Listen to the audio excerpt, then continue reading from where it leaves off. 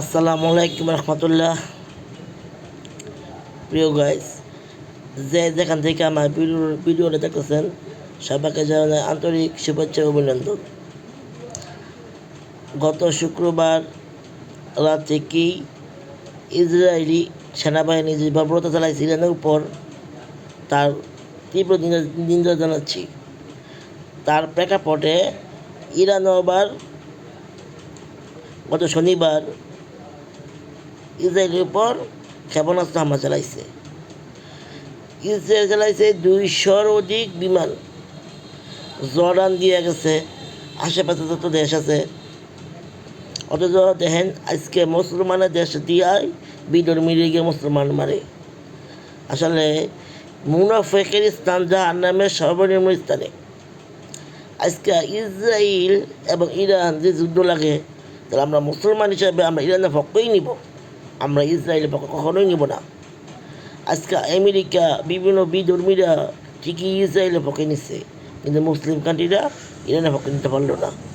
আফসোস, আজকে আমাদের অধঃপতন। কিছুদিন আগে দেখলেন গাজায়, এখনও গাজায় অবস্থা করুন।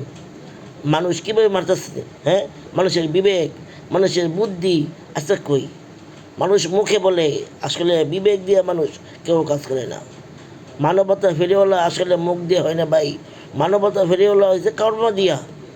আজকে যারা জাতিসংঘ তৈরি করছে তারা কি করতেছে দেখেন, তারা বই দেখতেছে, তামসা দেখতেছে কীভাবে মানুষে মারে।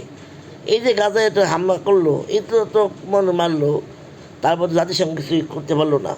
খালি বুলি, বড় বড় বুলি। ভাই বুলি দিয়ে কিছু হয় না, শক্তি। এখন শক্তির যোগ। আজকে যদি মুসলমানের জায়গায় অন্য কোনো ধর্ম হইতো তাহলে কীভাবে মারতো? তারা কি মুসলমান কি মানুষ না? মুসলমানরা কি অশান্তি চায়? পৃথিবীতে যত ধর্ম আছে সবথেকে শান্তির ধর্ম হচ্ছে মুসলমান এবং ইসলাম। ইসলাম যারা করে তারাই জানে প্রকৃত শান্তি কী জিনিস। তারা আজকে যারা ইহুদিরা, তারা আজকে এই যে মুসলমানের হয়ে যে জুলুম করতেছে, আল্লাহ তাআলা এই বিচার করবে। কিন্তু যারা আছে মুসলমান হইয়া আজকে ইসলাম গ্রহণ করেও বিরোধী ইহুদির যে পক্ষে নিয়ে কাজ করতেছে, তাদের অবস্থানটা কী হওয়া উচিত? মুনাফিকের স্থান জাহান্নামের সর্বনিম্ন স্থানে। কেন জানেন? শুধু একটা কারণে, মুনাফিকের দ্বারাই সবচেয়ে বেশি ক্ষতি হয় ইসলাম বিধর্মীদের দ্বারা ক্ষতি হয় না।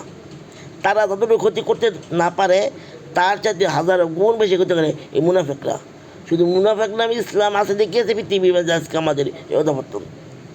তো প্রিয় দেশবাসী, প্রিয় বন্ধুগণ, আসলে আমাদের কিছু করার নাই।